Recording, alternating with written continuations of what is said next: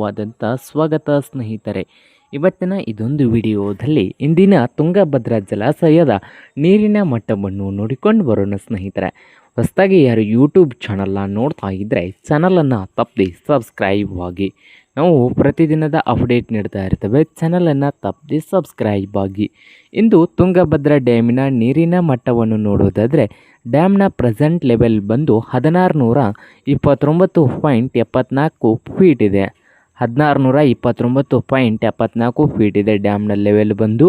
ಹಾಗೆ total storage capacity ಬಂದು 105.788 TMC ಇದೆ. ಆದರೆ ಇವತ್ತಿನ ಸ್ಟೋರೇಜ್ ನೋಡೋದಾದರೆ 93.92 TMC ಇದೆ. 93.92 TMC ಇವತ್ತಿನ ಸ್ಟೋರೇಜ್ ಆಗಿದೆ. ಹಾಗೆ ಒಳಹರಿವು ನೋಡೋದಾದರೆ ಇವತ್ತು ಡ್ಯಾಮಿನ ಒಳಹರಿವು 16,800 ಕ್ಯೂಸೆಕ್ಸ್ ನೀರು ಬರ್ತಾ ಇದೆ. ಡ್ಯಾಮ್ಗೆ 16,800 ಕ್ಯೂಸೆಕ್ಸ್ ನೀರು ಬರ್ತಾ ಇದೆ.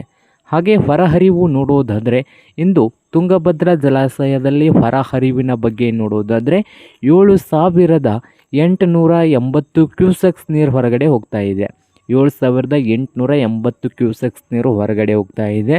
ಹಾಗೆ ಟೋಟಲ್ ಕೆನಾಲ್ಗೆ ಬಂದು 7,130 ಕ್ಯೂಸೆಕ್ಸ್ ನೀರು ಹೊರಗಡೆ ಹೋಗ್ತಾ ಇದೆ.